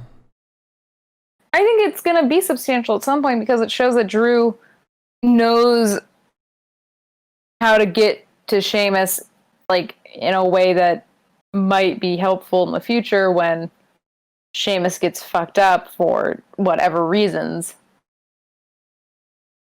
Yeah, I know it's gonna lead to something. I know it's gonna be substantial. I'm hoping it might lead to Sheamus challenging Drew for the WWE Championship. There's a lot of ways, a lot of paths they can take it, but I think this promo in and of itself doesn't do a whole lot besides just be nice. It's like Opinion. it's like an R-Truth promo. They're funny. Yeah, but we get a million of those. I don't know. I'm still sticking by Miz TV because I loved everything about it. Well, luckily, this is not one of the ones that we post on Twitter, so it doesn't entirely matter if we agree or not. All right, and I don't think we'll agree on the rest either. Oh, come on. I'm getting tired. Actually, that'll dictate whether or not I agree. All right. So, wrestler of the night. Oh, what? Oh, where? Where did the logo go? Why did the Raw logo just disappear? I don't know what just happened. What have you done? I know what I did. Oh boy. All the logos. Link Defy, what is your one odd request? I hope it's to bring back the Raw logo because I don't know what happened. Donate $5 if both of us do 10 push-ups. I could do 10 push-ups. I don't know if Liz can do 10 push-ups. I mean, I can. I'm not adjusting my camera to show you that I can. We also don't have a donation link set, so. Damn, I really want to do 5 no, it's 10 push-ups. Yeah, 10 I push-ups could probably each. do 10 push-ups. I'll look like a little wuss. We don't have a donation link set, so the money would not get to us. It's just on Wednesday, though. I'll start beefing up a little bit. You want to come get on that suggestion? Well, he just followed. Thank you. I hope I'm pronouncing it right. Link Defy for the follow. Much appreciated. And I'll try and set up a donation link for next time, whether it be for you or for anyone else who would like to donate. I'll do 10 push-ups for money. Just every week, do push-ups for money. Listen, if I'm doing it once a week, I probably won't get like tired or achy. So like, I probably could do it. I'll look like a little beefcake. I used to do a push-ups a day. Like I added 5 onto whatever I was doing each day. It does always like make me like a little nervous when someone asks a question like that because I'm like, oh no, what's gonna happen next? Are you gonna ask me to kill the other person? For $5, murder the other host. Oh, all right. So wrestler. Would you do it for $5, Mark? Would I do it for $5? No. I do it for $2. What, 10? Aww. Why is that aw? Oh, because I've had a lot to drink. All right, so moving on to Wrestler of the Night. As our Raw logo is completely gone somehow. Do we still not have a logo? We don't. I don't know where it went. Here, you know what? In the meantime, we'll just switch to a different logo. We'll go to what are you feeling? You feeling Backlash, Extreme Rules, or Great American Bash? Do Backlash, because that was red, right? No, that was blue and red. Shit. Extreme Rules. That was red, right? That was green and purple. Shit, no. Oh, we're way off. Here, we'll do Great American Bash because that was like the most red. There we go. Oh, now the Raw. Oh, and the Raw logo's gone. No, you talked about it. I don't know. I don't know what's going on. So anyway, Wrestler of the Night. We started off with Elias versus Jeff Hardy versus Riddle. I gotta be honest, I didn't really watch this match because I had to do work as this match was going on. I peeked up occasionally and saw Matt Riddle doing well, so I picked Matt Riddle for this match. I'm always more impressed by Matt Riddle than I am with Jeff Hardy and Elias, so I felt like that would be a good bet. I don't know who Matt Riddle is. Fuck you. Alright, so after that we had Lana versus Shayna. And Lana was basically a ragdoll, so I'm gonna go with Shayna for this. There's no argue for either of them being better than anyone today, so I'm going with Shayna. Then we had Keith and Riddle versus Sheamus and Braun Strowman. Who go with? Oh, I went with Riddle again. I don't know why. I just went with Riddle. I feel like nobody really did well in this match. Everyone was just kind of thrown around. Yeah. Sheamus had a brogue kick, and that was it. I would have gone with Keith if anybody, I think, in this match. You think so? Yeah, he just seemed to have... I think, honestly, I'm the one that takes these notes, and I'm the one that highlights these notes. I guess it just shows like what this match was like. Not really much to look at. Besides AJ Styles getting, you know what? AJ Styles is my pick for this match. There you go. Jordan almost got involved. He did. So after that we had Bobby Lashley versus Titus O'Neil. I went with Bobby because he had a sick ass spear. Titus did nothing. That's fair. I was disappointed by Titus. Yeah. Bobby Lashley's spear is sick. After that we had Asuka versus Nia Jax. Oh, I didn't write down a name for this. I'm gonna go with Asuka. Oh, yeah, Asuka, because Asuka had sick grapples, like hanging onto Nia Jax's body, like the whole time. That was her big counter to Nia Jax. I thought Asuka was like better than we've normally seen her, especially lately, since she's been thrown into matches with like Mandy and Dana and Mickey and Zelina. This was a good this is a good Asuka. And Asuka I could see feuding with Charlotte Flair when she comes back next week. And then we had the 24/7 7-man match. I picked Akira Tozawa. You mean the man who won the title basically the least? Yeah. Because once Tozawa won it, the match was over. That's fair. Once that happened, the 24/7 rules started up again. That's when everyone started fighting for it. So, in terms of the legal match, Tozawa is the only one who did anything. And then we had Mustafa Ali versus Ricochet. It's hard to pick between the two, but I gotta go with Ricochet. Ricochet looked amazing today. Like, this is a Ricochet that needs to be fighting, like, the big stars at a pay-per-view for titles. Like, when he fought Brock Lesnar, although that was a very short match, it's still the same booking that he needs. Like, he needs bigger stars to fight against. Although this is really good story and really good character development, he needs better booking, because this man is being completely underutilized. Everything he did today was awesome. He completely evolved on himself as well. The man is like, he's an acrobat. He is a jungle cat.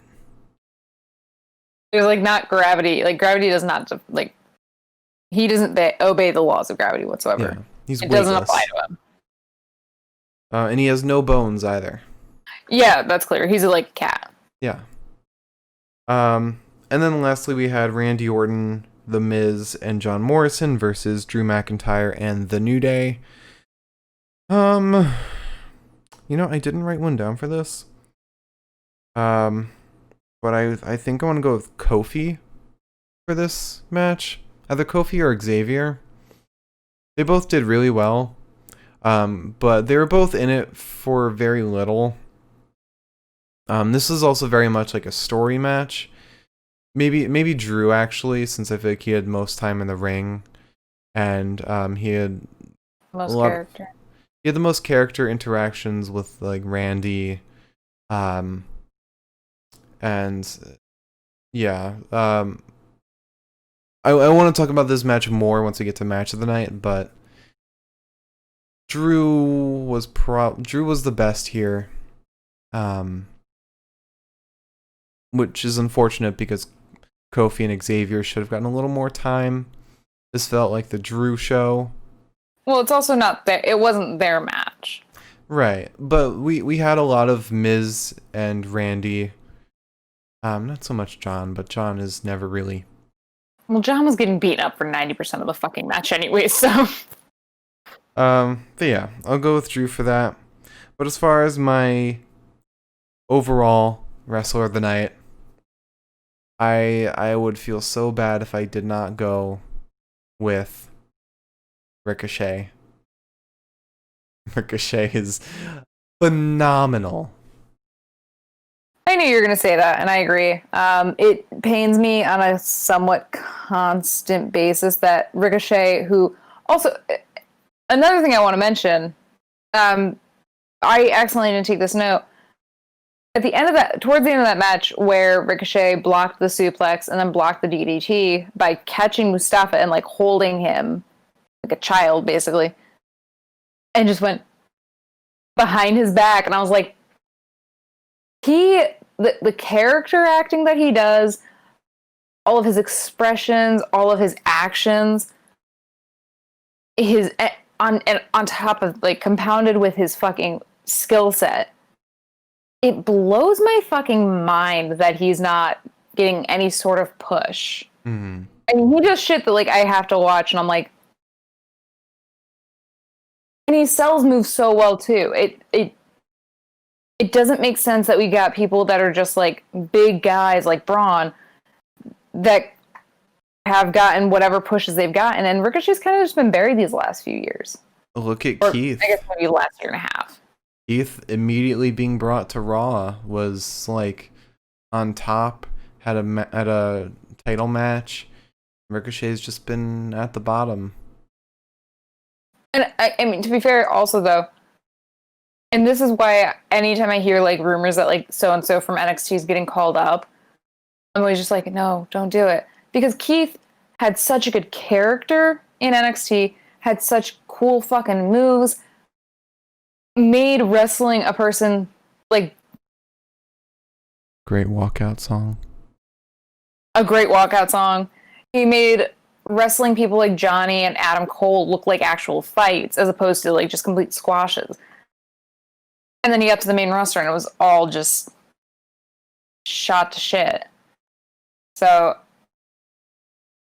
I don't understand why Ricochet doesn't get more than he deserves, but yeah, I guess we just have to cross our fingers. yeah. So match of the night. I'm curious to see what you're gonna say. I'm a little torn myself, but I'm sure once I run through everything, it'll be clear. We started off with Elias versus Jeff versus Riddle. Again, I did not really watch this match. But from what I did peek up at and watch, it wasn't very interesting. I didn't expect anybody but Riddle to be winning this. Then we had Lana versus Shayna, which was a squash. Lana was lifeless. Shayna was a monster. That's really all you need to know. Keith and Riddle versus Sheamus and Braun. That was an interesting match, mostly because of their kind of team bonding and AJ as the leader being squashed by everyone. It was great. I'm not going to say it's the best, but it was definitely an enjoyable match. Then we had Bobby Lashley versus Titus O'Neil, which was got to see a cool spear. Dude, Vince just fucking hates Titus. That's why this is happening. He really does, and there's no reason for it. There was a story I read recently about around the time of WrestleMania 32. After they had a whole ceremony honoring Daniel Bryan, Titus grabbed Vince's arm as he was walking backstage, and I guess it said it was just a friendly move, it was just him trying to get his attention, and Vince swung around and shoved him and then suspended him for over 90 days. So from that alone, this looks like fucking sour grapes. Wow. Which, we can get into why Vince may have done something that awful, but that's for a different type of podcast. So after that, we had Asuka versus Nia Jax. It would have been a great match, especially after Nia's character evolution. Had Shayna not jumped in the ring and forfeited the match for Nia. That might cause some contention between the two. And I'm wondering where they're gonna go with that, but I'm hoping that we do get that rematch with this reformed Nia. I don't think that'll cause tension, only because like after the fact, They seemed fine. yeah, I mean Shayna was still doing her Lana chores, so Yeah. But after that, we had the 24/7 match between R-Truth, Akira Tozawa, Lindsay Dorado, Grand Metalik, Tucker, Eric, and Drew Gulak. This match lasted 2 seconds, despite it having the most people of any match we've seen in a while. Then we had Mustafa Ali versus Ricochet, a really, really fun, fantastic match, which had a lot of character. You had that interaction between Mustafa and Ricochet, where Ricochet is trying to get Mustafa back to who he was, saying it's not him, this isn't who he is. He's not like this revolutionary anarchist.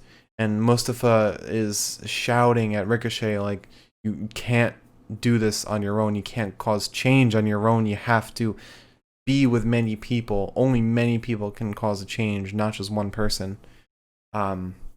Really great stuff from both of them. I just wish Retribution was better utilized in situations like this, where they're not a group that plays by the rules. You could make an argument that they played by the rules here for the sake of Ricochet.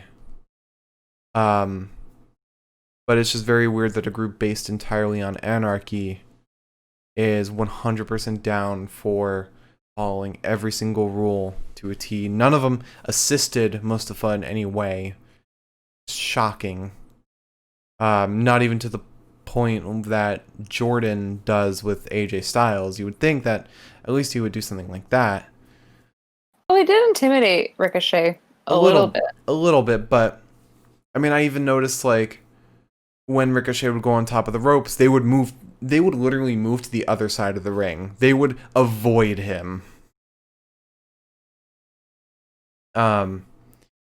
But besides that, this was a fantastic match. I want to see these two wrestle again, and I hope we get like some climax to the storyline. And I hope Ricochet gets some help. He needs some assistance. Where's Apollo? SmackDown. And even then, where's Apollo? We haven't seen him on SmackDown. I feel like I do this every week though now. I was like, where's Apollo? Skylar. And then last but not least, we had Randy, The Miz, and John Morrison versus Drew McIntyre and The New Day. Really fun match. Great showing from everybody. The interactions between The Miz and Randy were really solid. And the tension of really wondering whether or not The Miz and Morrison were actually trying to use the briefcase on Randy or The New Day. And added a little extra layer to this match. Same with Randy just refusing to fight in any way. Also, Drew just mocking Randy, mocking The Miz and Morrison. This match had so many layers to it. More so than Mustafa and Ricochet. But I think the layers to this match were more simple. They were very straightforward. But the match itself had a lot of complexity because of it. My only wish with this match was that we got a little more of The New Day. It very much felt like they were there just because they needed to have the 6-man tag. Although Miz and Morrison made them feel a little motivated to be there because they wanted to take the titles away with a briefcase. But I still think this match was fantastic. I think it had a great ending. Everything about this was fantastic in every way. So, my pick for match of the night after that long rambling is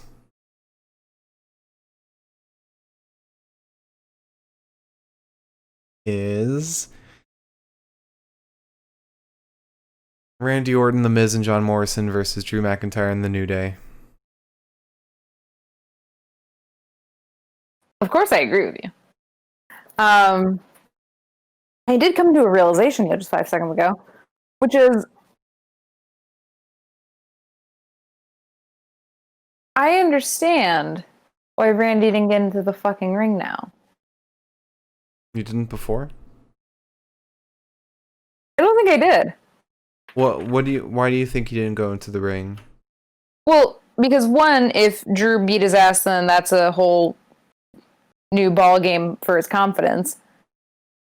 And two, if he got into the ring, there was a chance that The Miz could cash in that briefcase and betray him. Yeah. I didn't even see that. I assumed it was the confidence thing with Drew. No, it was the briefcase. I'm such a dipshit. That's what they argued about on Miz TV. Yeah, I know. Damn. Damn. Damn. Well, to run it back, our promo of the night is a tie between Miz TV and Drew and Sheamus. Lovely reunion. Our wrestler of the night is Ricochet. And our match of the night is Randy Orton, The Miz, and John Morrison versus Drew McIntyre and The New Day. Yeah. Would you like to wrap us out? I would, because I have approximately 23% battery left on my laptop. Nice. If you tuned in tonight, thank you so much. We love having people tune in. I do. Mr. Corey Graves up there isn't so fond, I guess. But if you're tuning in the future, thank you for tuning in. Please catch us on Wednesday. We will be doing the NXT post show, and we will be doing the promo show. If you have any, we're gonna do musical stuff like bands this Wednesday. The next promo show might not be themed. So when Mark tells you our social media, please, if you have anybody that you would want to shout out, whether it's you, your friend, your weird uncle, your weird cat, your half-blind dog, let me know. Your OnlyFans. Sorry, I wasn't done. You forfeited that opportunity when you looked away.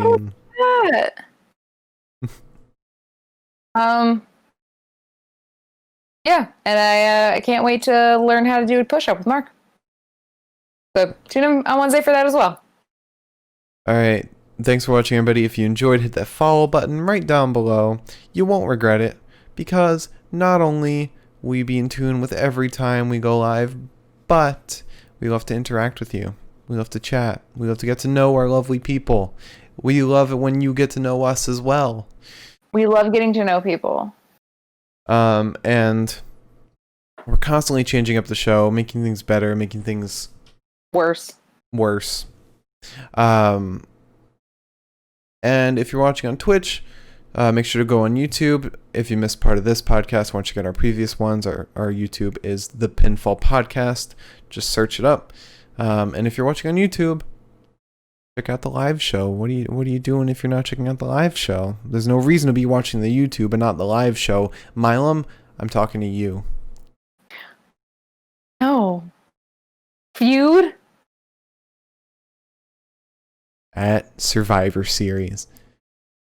Anyway, and check out our Twitter. We post whenever we go live on there. We live tweet shows. We post our picks for a wrestler and match of the night in case you missed an episode. And for the promo show, if you know any bands, any artists, anything you want to shout out, DM us on Twitter. Our DMs are open. And it doesn't have to be bands either. We're just doing musical groups this coming promo show. For the next one, I'm always happy to have a little arsenal of people to shout out. Yeah. So anything you want to shout out, let us know. DM us on Twitter. And follow our personal Twitters as well. I'm at the Mark Cameron. Liz is at Eliza Elaine 2323. And follow my personal Twitch as well, twitch.tv/Mark Cameron. And that's all. Thank you everybody so much for watching. We'll see you on Wednesday. Tune in on December 19th for the Mike Romies Awards show. Woo! Bye.